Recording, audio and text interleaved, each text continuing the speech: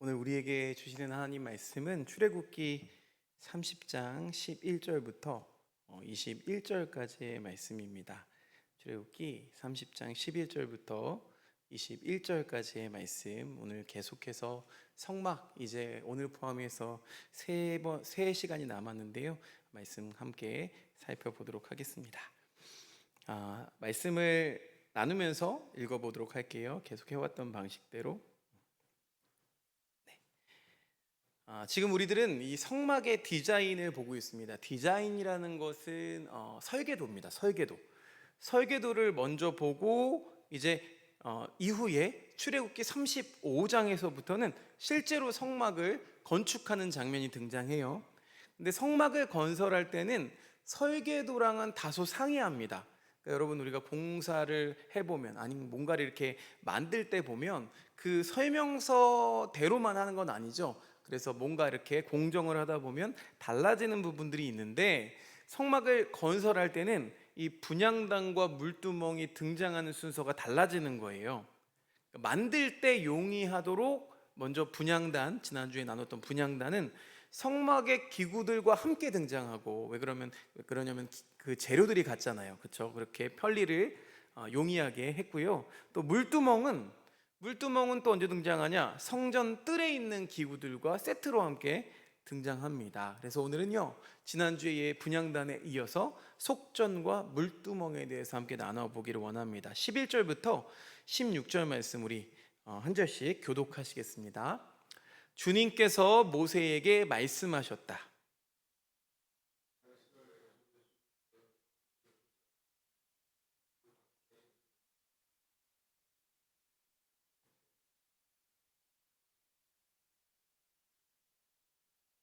인구조사를 받는 사람은 누구나 성소의 세겔로 반세겔을 내야 한다. 한 세겔은 20게라이다. 이 반세겔은 주에게 올리는 예물이다.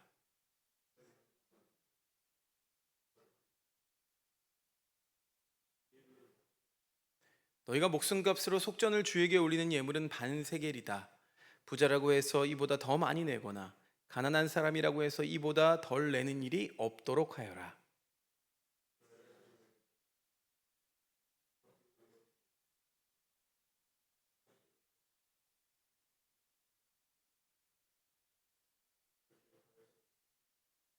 자, 이 11절부터 16절까지는요, 그동안 소외됐던, 어찌 보면은 잘 등장하지 않았던, 성막을 설명하느라 등장하지 않았던 이스라엘 백성들이 오랜만에 등장합니다. 그래서 인구조사를 실시하는데 20살 이상이 된 자가 질병에 걸리지 않도록 속전을 지불하라는 내용입니다. 그러니까 성막 건축하고 이게 무슨 연관이 있나 싶은데요, 왜 이 말씀이 이 위치에 들어있는지도 우리가 생각해 봐야 될 문제입니다. 자, 먼저는요, 이유가 있습니다. 이 속전이 성막 유지 비용으로 쓰이기 때문이죠. 성막 건축이라고 하면은 백성들의 자발적인 그 헌물들로 이루어졌습니다. 그런데요, 이 성막 유지에는 또 다른 비용이 들어가겠죠. 이걸 계속 가꾸고 유지하기 위해서는 책임 있는 제사장들의 사역 중에 하나로 이 속전을 받는 내용이 그래서 이 위치에 등장하고 있는 겁니다. 만드는 것도 중요하지만 유지하는 것도 중요하기 때문에 이 위치에 등장하는데, 이 이스라엘 백성들이 등장하는 위치가, 자, 제사장들이 향을 피우는 일이 앞에 있고 또 뒤에는 물두멍에서 씻는 일, 그 사이에 이 속전에 대한 이야기가 들어있는 것도 우리가 주목해 보아야 합니다. 마치 이 제사장들이 앞뒤로 있잖아요. 그래서 제사장들의 사역이 앞뒤로 있어서 백성들이 보호받고 있는 것처럼 이렇게 구성이 되어 있습니다. 제사장들 입장에서는 자신들의 사역이 과연 누구를 위한 사역인지를 기억하게 하는 본문 배치입니다. 그 모든 것들이, 하나님과 교통하는 모든, 소통하는 모든 것들이 다 이스라엘 백성들을 대표하는, 이스라엘 백성들을 위해서 하는 일이라는 것을 알려주고 계신 거죠. 자, 그런데 이 속전, 그러니까 세금인데요, 여러분, 돈은 계수하는 작업이 필수적이죠. 그렇죠? 계수를 잘해야 됩니다. 자, 말씀에는 보니까 계수와 관련된 두 가지 표현이 등장하는데, 12절에 보니까 수요를 조사할 때 이런 말이 있어요. 그래서 히브리어로 직역해 보면 이게 내가 머리를 들 때입니다. 그러니까 고대 근동에서 뭐 그 숫자를 셀 때 보니까요, 이 개수할 때에 머리를 이렇게 숙이고 있다가 고개를 들면서, 우리 옛날에 뭐 군대에서 하던 것처럼 하나 둘 셋 이렇게 고개를 들면서 셌기 때문인 것 같습니다. 그래서 선별하다라는 의미도 가지고 있다고 합니다. 그리고 13절에 보니까 그 숫자 안에 드는 자, 그러니까 개수 중에 드는 자, 이거는요 히브리어 문자적으로는 선을 건넌 자입니다. 땅에 이렇게 선을 그어놓고 그 선을 이렇게 건너면서 숫자를 세웠다는 거예요. 주로 이게 어떤 방법이냐면, 목자들이 양을 헤아릴 때 선을 그어놓고 한 마리씩 이렇게 옮겨가면서 세웠던 방법이라고 합니다. 자, 그리고 속전으로 바쳐야 할 성소의 세겔. 이 성소의 세겔이라는 것은 성소에서만 사용된 단어입니다.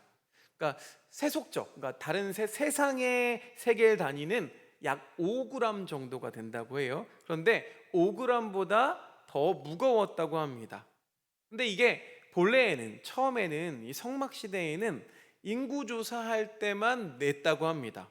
근데 이 반세겔의 속전이 성전 시대에 와서는요, 나중에는 해마다 지불하는 성전세로 바뀌었습니다. 왜 그럴까요? 성막은 그렇게 많은 돈이 필요하지 않았어요, 유지하는데. 그런데 성전이라는 이 큰 건물과 또 이 시스템을 유지하려고 하니까 비용이 더 많이 들어갔던 거죠. 그런데 느헤미야 시대를 보면 조금 더 다릅니다. 느헤미야 시대에는 이 성전세가 3분의 1로 줄어든 적도 있습니다. 포로 귀환 시대였던 만큼 이 이스라엘 백성들이 가난했거든요. 그래서 그 가난을 배려해서 적게 내게 했던 적도 있다는 거예요. 그런데 예수님 시대는 어땠습니까? 다시 반세겔을 내야 되는데 매 해마다 그 성전세를 반세겔씩 내야만 했습니다. 그래서 마태복음 17장에 보면은요, 예수님과 베드로가 성전세를 납부하는 장면이 나오는데요. 자, 15절 말씀, 오늘 15절 말씀 보니까 부자라고 반세겔을 더 내지 말고 가난한 자라고 덜 내지 말라라고 명하십니다. 그러니까 이게 어떤 뜻이냐면, 원래 세금이라면 부자가 더 내고, 그렇죠? 가난한 자는 적게 내고 하면 좋잖아요. 그런데 하나님이 다 교육의 목적이 있으신 거죠. 이 성막을 유지하는 비용을 빈부 차이와 무관하게 균등하게 내라고 하신 거예요. 우리도 주민등록세는 다 동일하게 내잖아요. 그런데 뭔가 의아합니다. 왜냐하면 희생제물을 바칠 때 양을 바치기 부담스러운 사람들에게는 뭐 비둘기로 바칠 수 있도록 이렇게 배려하신 하나님이시거든요. 그런데 사실 부담스럽지도 않은데 이 성전의 세겔은 공평하게 다 내도록 명하고 계신 거예요. 부자라고 많이 내고 또 가난한 자라고 적게 내면, 이 부자들이 자기들 때문에 이 성막이 유지된다고 착각할 수 있기 때문입니다. 또한 가난한 자들도 부자들의 기여도를 인정하는 어처구니 없는 일들이 실제로 벌어집니다. 그래서 백성들 모두가 이 성전을 유지하는데 내가 지금 헌신하고 있다는 긍지를 갖게 하시기 위해서 똑같이 내도록 하셨습니다.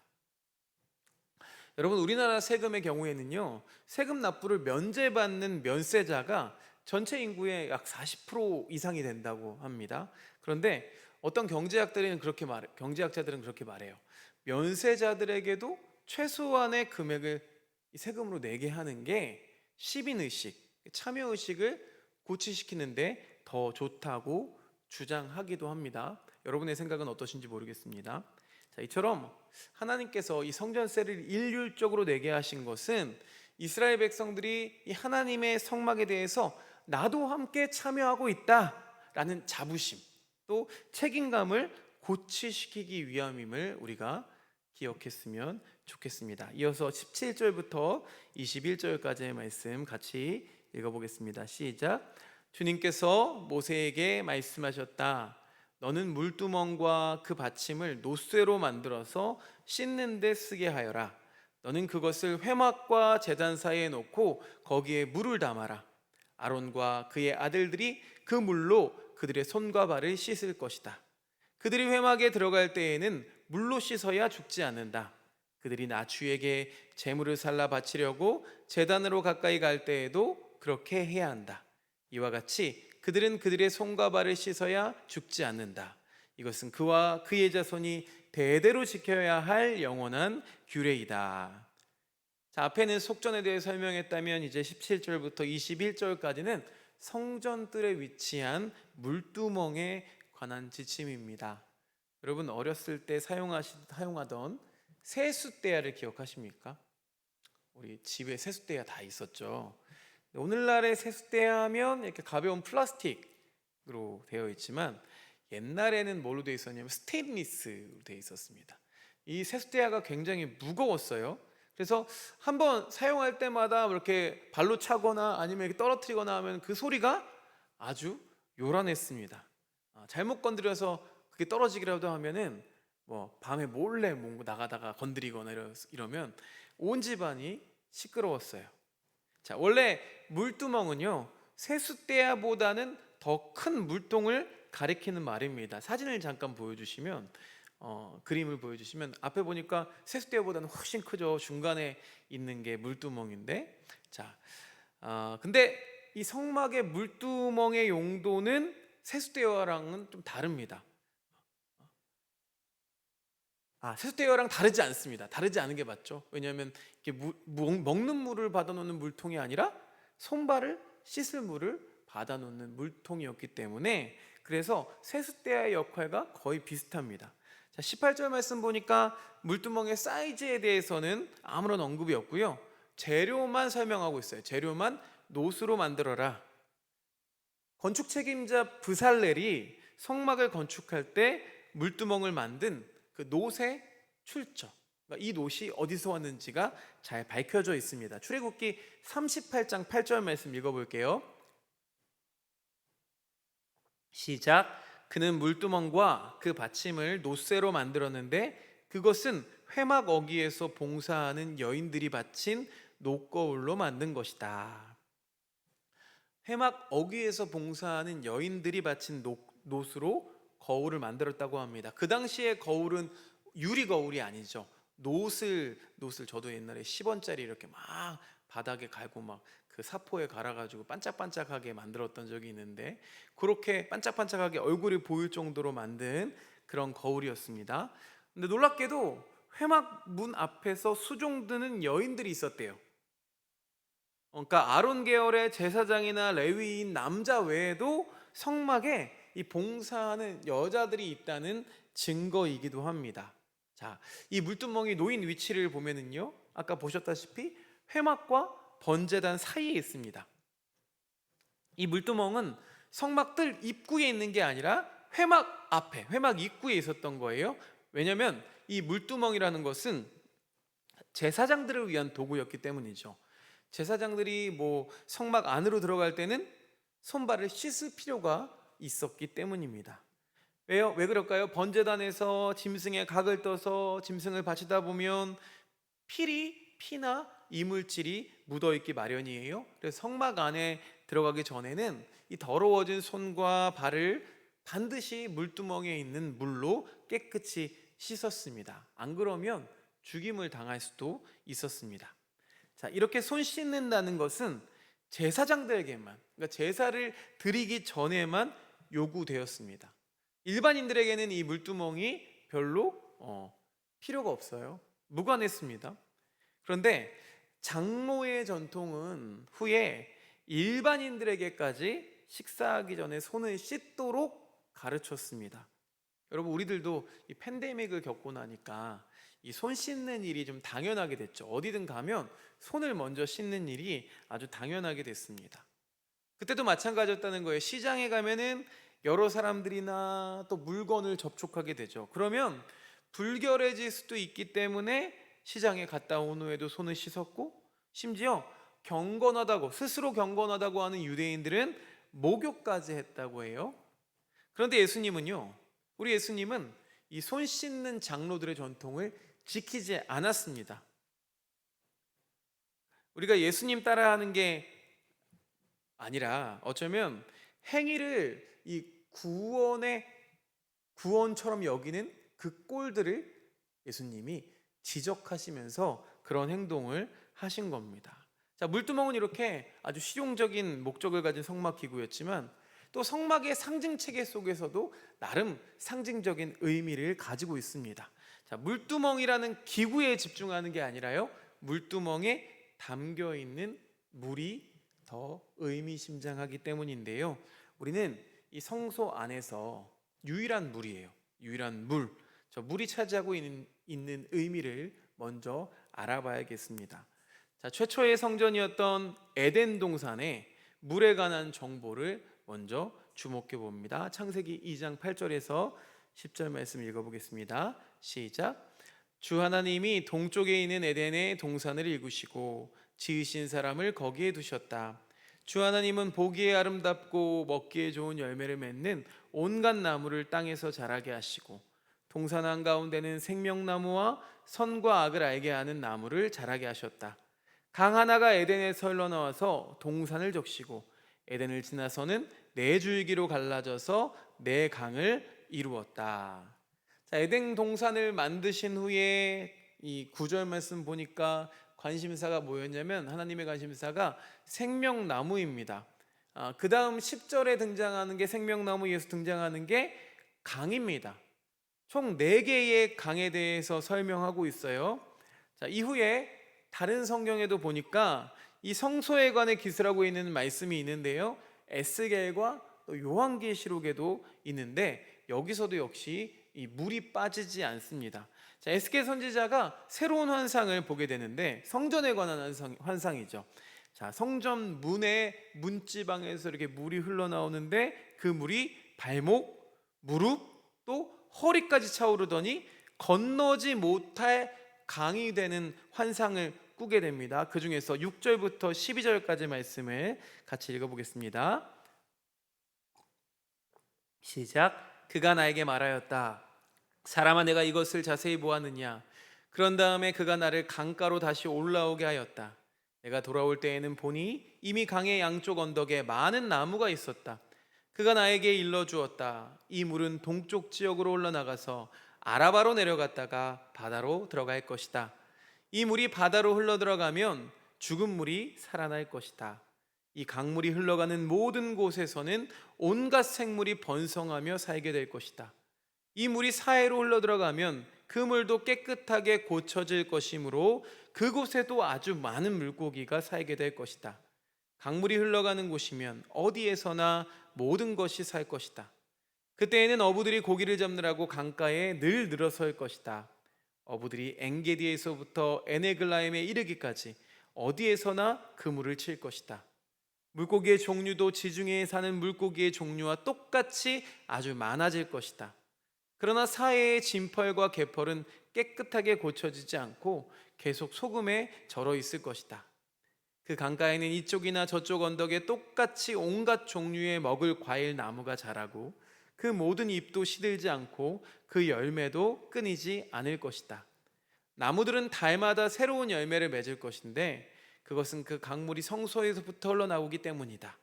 그 과일은 사람들이 먹고 그 잎은 약재로 쓸 것이다. 자, 7절과 12절 말씀 보면은 강 좌우의 나무를 막 주목하고 있습니다. 또 12절 말씀을 보니까 성소에서 나온 물과 나무를 통합해서 함께 묘사하고 있는데요. 12절에 있는 나무는 약효로 보건대 약재로 쓰인다고 했으니까 분명히 에덴에 있는 생명나무를 가리키고 있는 게 분명합니다. 자, 요한계시록에도 또 물이 나오는데요, 새하늘과 새 땅에서도 여기와 똑같은 패턴을 찾아볼 수가 있습니다. 요한계시록 22장 1절과 2절 말씀 또 함께 읽어보겠습니다. 시작. 천사는 또 수정과 같이 빛나는 생명수의 강을 내게 보여주었습니다. 그 강은 하나님의 보좌와 어린 양의 보좌로부터 흘러나와서 도시의 넓은 거리 한가운데를 흘렀습니다. 강 양쪽에는 12종류의 열매를 맺는 생명나무가 있어서 달마다 열매를 내고 그 나뭇잎은 민족들을 치료하는 데 쓰입니다. 내용이 축약되긴 했지만 거의 비슷한 내용이죠. 자, 강을 먼저 언급한 다음에 또 2절에서 보니까 강 좌우에 있는 생명나무를 주목하고 있고, 자, 그런데 요한계시록이 좀 다른 게 있다면 에스겔은 성전에서, 성전 문지방에서 흘러나온 물이 이런 역할을 한 거잖아요. 그런데 요한계시록에는 성전이 등장하지 않습니다. 왜 그럴까요? 계시록 21장 22절 마지막을 보면은요, 새 예루살렘 성에서는 성전을 찾아볼 수가 없는데, 그 이유가 주 하나님 곧 전능하신 이와 어린 양이 바로 그 성전이기 때문입니다. 그러니까 그 어린 양을 통해서 흘러나오는 물을 통해서 생명수의 강이 흘러나와서 마치 처음에 태초에 에덴 동산에서 강이 발원하고 있는 것처럼 에스겔의 성전 문지방에서 물이 강이 되는 모습, 그리고 이 요한계시록에서 결국 어린 양의 보혈로 그 모든 것이 강을 이루고 생명수가 되는 모습이 하나로 쭉 이어지고 있다는 겁니다. 그러니까 신구약 성경에서 동시에 확인할 수 있는 성소의 대표적인 이미지가 뭐예요? 생명을 나눠주는 장소로서의 물이 등장하고요, 또 나무가 있는 곳인 것을 우리가 알 수가 있습니다. 그러면 에덴 동산을 본따 만든 이 성막에도 물과 나무가 있어야 하겠죠. 그래서 성막에서 생명나무는요, 이미 말씀드린 것처럼 성소 안에 있는 이 등잔대가 나무를 형상화하고 있습니다. 그리고 성소에 있어야 할 그 물이 다름이 아니라 이 물두멍의 물이었다는 겁니다. 그래서 물두멍의 위치가 회막 문 앞에 있던 것도 단순히 실용적인 목적뿐만 아니라 성소에서 흘러나오는 물을 이렇게 표현해야 했기 때문입니다. 에스겔 말씀 가운데, 환상 가운데 문지방에서 흘러나오는 물도 이 물두멍에 있는 물을 모델로 하고 있는 거죠. 이렇게 이 성막을 건축한 이스라엘 백성들에게 에덴이라는 처음 만드신 그 성소를 온전히 재현해내고 있는 겁니다. 자, 그렇다면 오늘날 우리가 성전에 거하는 이 영적 체험을 누리고 있다면 우리는 마땅히 물을 마시는 체험도 누릴 수 있어야 합니다. 자, 그래서 사복음서 중에서 상징성, 메타포라고 하죠. 상징성이 가장 뛰어난 말씀을 요한복음이라고 하는데요, 요한복음에는 성전과 물에 관해서 아주 귀중한 진술을 우리에게 남겨줬습니다. 몇 개의 말씀을 찾아볼 텐데, 먼저 요한복음 2장 19절 21절에는요 성전에 대해서 등장합니다. 예수께서 그들에게 말씀하셨다. 이 성전을 허물어라. 그러면 내가 사흘 만에 다시 세우겠다. 그러자 유대 사람들이 말하였다. 이 성전을 짓는 데에 46해나 걸렸는데 이것을 사흘 만에 세우겠다고요? 그러나 예수께서 성전이라고 하신 것은 자기 몸을 두고 하신 말씀이었다. 자, 그리고 요한복음 4장 14절 말씀, 유명한 말씀인데요, 함께 읽어보겠습니다. 시작. 그러나 내가 주는 물을 마시는 사람은 영원히 목마르지 아니할 것이다. 내가 주는 물은 그 사람 속에서 영생에 이르게 하는 샘물이 될 것이다. 자, 성전과 물에 대해서 등장하고요, 그 물이 더 어떤 것인지 조금 더 디테일하게 살펴봅시다. 요한복음 6장 55절에서 56절 말씀 읽어보겠습니다. 시작. 내 살은 참 양식이요 내 피는 참 음료이다. 내 살을 먹고 내 피를 마시는 사람은 내 안에 있고 나도 그 사람 안에 있다. 자, 그 물이 예수 그리스도의 피라는 것을 알 수가 있겠습니다. 또 있습니다. 요한복음 7장에는요 명절의 가장 중요한 날인 마지막 날에 예수께서 일어서서 큰 소리로 말씀하셨다. 목마른 사람은 다 나에게로 와서 마셔라. 나를 믿는 사람은 성경이 말한 바와 같이 그의 배에서 생수가 강물처럼 흘러나올 것이다. 이것은 예수를 믿은 사람이 받게 될 성령을 가리켜서 하신 말씀이다. 예수께서 아직 영광을 받지 않으셨으므로 성령이 아직 사람들에게 오지 않았다. 자, 이 생수가 곧 무엇이라고요? 성령이라는 것을 또한 우리가 알 수가 있습니다. 그리고 예수님이 돌아가실 때도 이 물이 등장하거든요. 요한복음 19장 34절 말씀 시작. 그러나 병사들 가운데 하나가 창으로 그 옆구리를 찌르니 곧 피와 물이 흘러나왔다. 자, 이 말씀을 토대로 보면 예수님은 새로운 성전이십니다. 그렇다면 예수님도 생수의 강을 흘려보내시겠죠. 무엇보다 예수님 자신이 자신을 가리켜 생명의 떡이고 또 생명의 물이라고 하셨습니다. 그래서 골고다 십자가 위에 계신 그 예수님의 옆구리에서 물이 나온 것 또한 이 예언을 실현하려는 그런 시도일지도 모르겠습니다. 그렇게 우리 주님은 우리들이 마셔야 할 이 생수를 주시는 분이신데, 또한 그것뿐만 아니라 우리들을 생수의 강이 넘쳐서 흘려보내는 존재로 또 변화시키는 분이시기도 합니다. 그러니까 문자적으로 그냥 배에서 물이 흘러나온다라고 하면은요, 이건 뭐 의료적인 그 터치가 있어야 되죠. 왜냐하면 배에 복수가 가득 차서 이 복수를 빼야 되는 아주 위험한 상황일 거예요. 자, 배에서 그래서 생수가 흘러나오리라는 이 표현은요, 예수님을 믿는 자들에게 일어나는 영적인 변화를 상징적으로 표현한 말입니다. 여러분, 믿는 사람 속에서 나온 발원된 이 생수의 강은 안에 고여 있으면 안 됩니다. 밖으로 흘러야 합니다. 그 성령께서 우리에게 주시는 그 생명수는 나 하나만 만족시키는 그런 생수가 아니라는 거죠. 많은 사람들이 그 속에서 나오는 생수의 강에 나의 영혼을 축이고 소생토록 해야 하는 물입니다. 이게 하나님이 정해놓으신 생명수의 공급 루트입니다. 자, 일단 생명수의 근원은 믿는 사람들에게만 허락됩니다. 그러나 믿는 이들은 그 생명수를 밖으로 흘려보내야, 그 생명수가 없는 세상에 그 생명수를 공급해야 하는 사명을 가지고 있습니다. 생명수가 좋다고 생명수를 막 독점해서는 안 된다는 거예요. 이건 나 혼자 마시는 게 아니라 반드시 세상에 흘려보내야 하는 생명수라는 겁니다. 여러분, 여전히 세상은 예수님 말처럼 배에서 생수가 흘러나오는 그런 사람들이 필요합니다. 우리는 그리스도에게서 생수의 강물을 받은 자들입니다. 그러니 그 생수의 강을 다른 사람들에게도 흘려보내야 합니다. 축복의 통로가 된다는 게 바로 이런 거죠. 자, 그러기 위해서는 일단 우리 속에 생수가 차올라야 합니다. 차오르게 되면 자연스럽게 넘쳐 흐르게 됩니다. 우리가 잘 알고 있지만 우리의 기도 생활, 예배 생활, 성경 읽기, 성경 공부 등 믿는 우리들이 기본적인 경건 생활을 하면 그때마다 말씀으로 이 생수가 차오르고 또 흘러 넘치게 됩니다. 또 우리에게 주일은, 그리고 이 수요기도회는 이 생수를 점검하고 보충하는 시간이죠.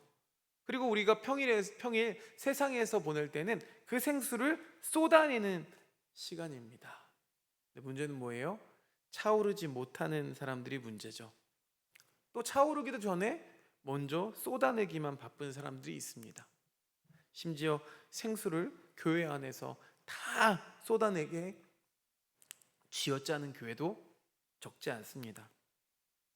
이 프로그램으로 저 프로그램으로 또 이 봉사로 저 봉사로 종일 교회에서 생수를 쏟아내게 하고, 그것도 모자라서 일주일 내내 교회에 불러다가 교회에만 생수를 쏟아내게 하는 거예요. 그러니 어떻습니까, 여러분? 생수가 고갈되는 이유, 세상에 생수가 고갈되는 이유는 바로 세상에 생수를 쏟아붓지 않는 그리스도인들이 많기 때문입니다. 여러분들이 예수님을 먹고 마셨다면 여러분 뱃속에는 이미 생수의 강이 흐르고 있다는 것을 믿으시기 바랍니다. 그래서 우리의 경건 생활을 통해서, 이 시간을 통해서 생수의 강이 흘러 넘친다는 것을 여러분 믿으시기 바랍니다. 그리고 여러분들의 자리에서 또 특별히 이제 추석 명절을 경험하게 되는데 여러분들의 가족과 친지들에게 그 생수를 나누어 줄 수 있는 저와 여러분들 되시기를 바랍니다.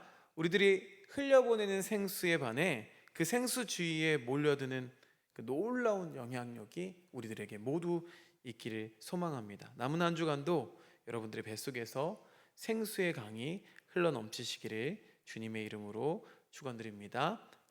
이 시간 함께 기도하기 원하는데요, 오늘 우리가 함께 기도할 제목은 주님, 우리 마음에 생수의 강이 흘러 넘치게 해달라고 함께 기도했으면 좋겠습니다. 주님, 우리 마음속에 생수의 강이 흘러 넘치게 하여 주시옵소서. 믿는 마음으로 함께 기도하며 나아갑니다.